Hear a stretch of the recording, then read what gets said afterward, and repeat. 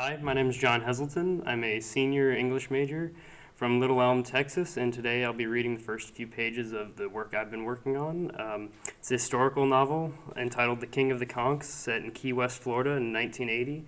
For those who don't know, a conch is a sea snail, the kind that kind of leaves those seashells on the beach that when you put to your ear you can kind of hear the ocean, you might think. It's also the nickname the people of Key West have for each other. They're called the Conch people. The story is about Renan, a native island boy who works various jobs in the booming tourist industry in the 80s on the island. He works as a deckhand on a sport fishing boat and a bellboy at a luxury hotel. As the story goes on, his resentment for the tourism industry and how it's changed his island grows.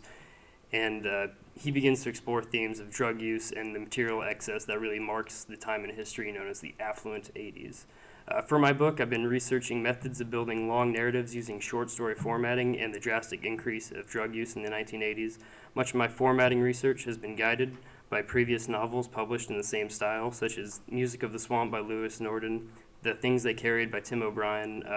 For my setting research, I've been consulting 92 in the Shade by Thomas McGuane and To Have and Have Not by Ernest Hemingway. So now I read. All right. There was a rumor going around in those days that with each new high-rise they built, the island was sinking further and further back into the ocean, and that one day we would all drown. Of course, none of us locals believed it. We saw it as a fun story to tell the tourists, a little narrative that helped us sell t-shirts and promote the idea that one day the whole place would be a modern Atlantis, and that eventually all of our souvenirs would be valuable Pompeian artifacts of a great place that once was. We liked to push that narrative, but the truth was when our restaurants and bars and curio shops were empty, we'd turn around and start talking about how the island couldn't sink and how geography didn't work that way. We'd talk about how stable the whole thing was and how with each additional pound of concrete poured, our island was becoming more and more permanent, while at the same time noting how with each 1,000-foot-tall glass giant built, our island, for some reason, felt smaller. I was just 14 or so back then, and whenever I heard those rumors that the island was sinking, I, perhaps naively, believed them. The physics of geography wasn't something I thought much about, and so I simply went along with the concept, though my brother Renan didn't bat an eye when it came to debating subjects he knew nothing about.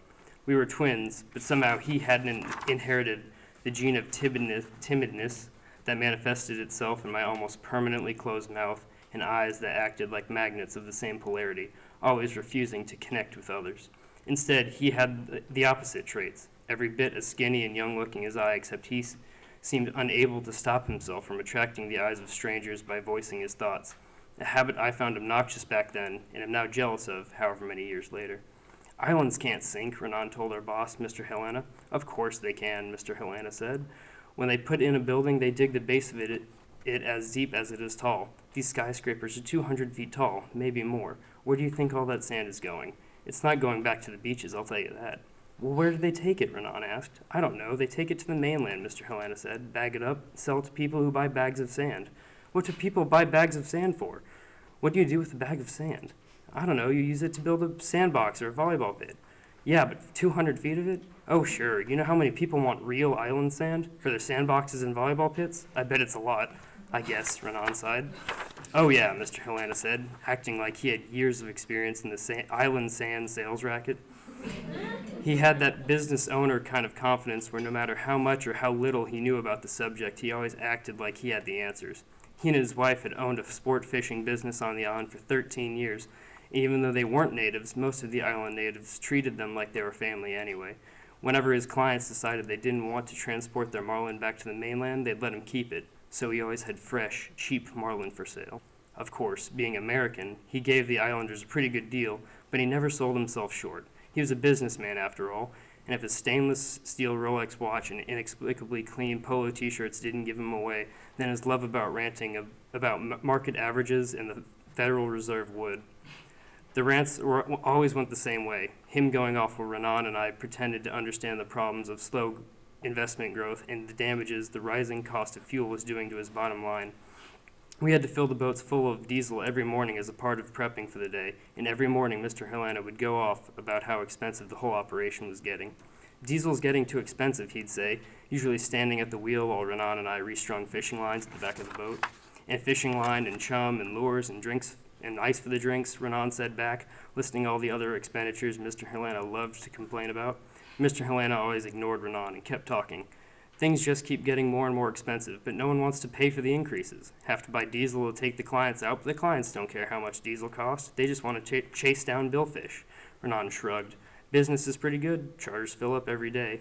You could bump up the prices, see what happens. Mr. Helena shook his head. We're only filling up because of our prices. Can't charge any more than the other fishing boats. Charters will stop coming in. Maybe you should start charging for the extras, drinks and catches and stuff. Start charging for extras? That'll be the day. I don't know if I want the tourists dumb enough to pay 2 separate fees, one to fish and one to catch a fish on my boat. Renan nodded and just kept spooling line onto the rod, probably thinking, just like I was, that most tourists we took out were probably of that intelligence anyway.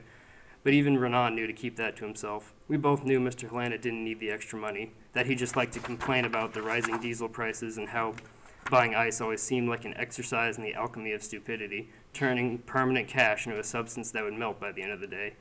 He loved to complain about all that kind of stuff, but the truth was he was doing just fine. He had his own business, a private dock, 2 charter boats, and a whole crew of people who worked for him. The 10-cent rise in diesel or occasional purchase of a new rod wouldn't break his bank, even if he was determined to act like it would. When we finished spooling new line onto the rods in the morning, our next job was to start moving gear onto the boat. We'd haul buckets of chum, coolers full of ice, and boxes full of lures, dependent on what we were fishing for that day. If we were fishing for red snapper, we'd be hauling buckets of Spanish sardines. If we were fishing for mahi-mahi, we'd grab boxes of small squid-shaped plastics that rose and fell through the water columns. And if we were going after billfish, we'd bring up buckets of foot-long trolling lures that would swim and bubble right behind the boat to pull in those big action fish. That day we'd been chartered to go after blue marlin, so we were carrying the bucket of trolling lures when the clients walked up the pier.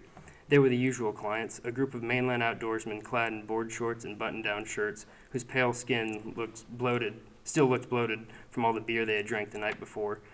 They walked down the boardwalk right next to each other, in that way guys do when they know each other almost too well, almost tripping over each other while squinting at the names on the backs of the boats around the dock, looking for the one they had chartered. When they finally spotted our boat, the Cashmere, they looked at each other and then around the rest of the empty dock, unsure if Renan and I, 2 skinny native boys, were the entirety of the crew. I looked away, waiting for them to call out and ask if this was their charter boat, but Renan kept his head up, looking dead out at them. I wonder if they're still drunk, Renan said, staring at them. Maybe, I said, pretending to inspect trolling lures. Maybe they're not drunk. They're not staggering. Maybe they're just high. Maybe. Why does everyone have to come in drunk or high? Maybe they're not. Of course they are, Renan said, pointing to them. Look at them. They're looking at us, but they aren't saying anything. Why aren't they saying anything? I just buried my head further in the bucket of trolling lures. They don't think we're a part of the crew. They're looking for someone who's in charge. Why don't they think we're in charge? Because we're not in charge. Renan kept looking at them, and I kept pretending to be looking through the bucket of trolling lures until finally I heard Mr. Helena come out of the shop and start talking to the clients. I looked up, and he was standing there shaking their hands, pointing toward the boat and giving them the whole speech about how the day would go.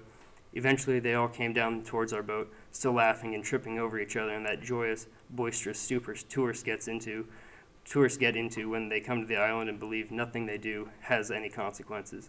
Mr. Helena followed them, and when he finally ushered them into the boat and got them all settled down, we took off.